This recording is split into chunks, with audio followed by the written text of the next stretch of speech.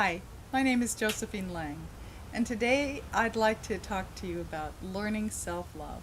This is what I feel is perhaps the foundation of our spirituality. It's one of the most important things we can do. I feel that love is who we are and why we are here. I feel that embodying love is the equivalent of embodying the divine. And we cannot give what we do not have. So we must learn how to love ourselves in order to be loving in the world.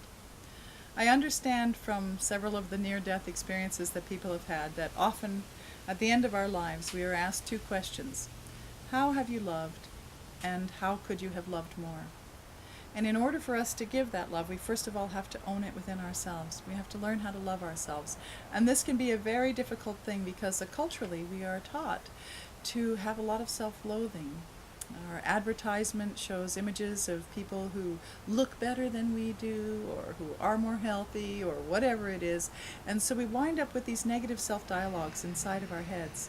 And that's something that we need to learn how to change in order to learn how to love ourselves more.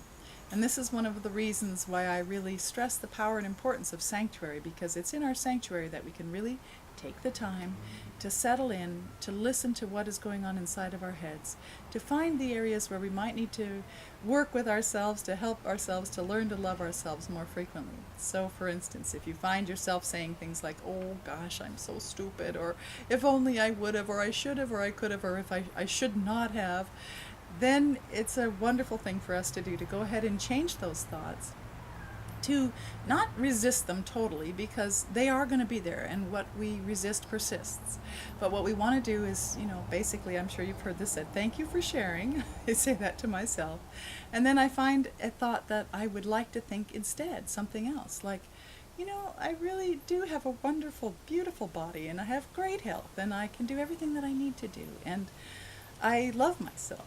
And that's one of the great exercises that I learned from Louise Hay, was to look in the mirror every morning and say, I love you. I really, really love you. Just exactly the way you are. So I encourage you to practice that exercise as well. It's a really, really good one. Then, as well, I think that in order for us to be loving, we first have to be love. We have to really own that within ourselves.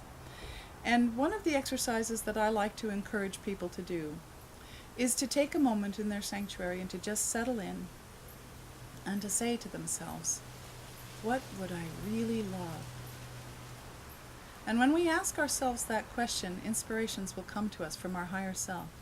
And we can always tell when it's the voice of our higher self, because it will always be neutral and compassionate.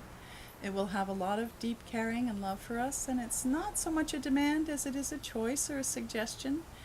And when we get these inspirations that come from our higher self, it's a good idea to give those top priority of our day so that we can do what we would really love to do. And you know what? When we do what we love to do, we're doing exactly what we are meant to do in this life. It puts us right in touch with our own true purpose. So I encourage you to do that exercise and to ask, and then find your way into that. And often, when we do what we're inspired to do, we find that indirectly it helps others along the way. It's a wonderful thing. It's such a great way for us to serve. So the artist goes out and creates what she loves or he loves, and then people come and they're inspired by it. So whatever we love to do is just what we're meant to do. So I'll leave you with that.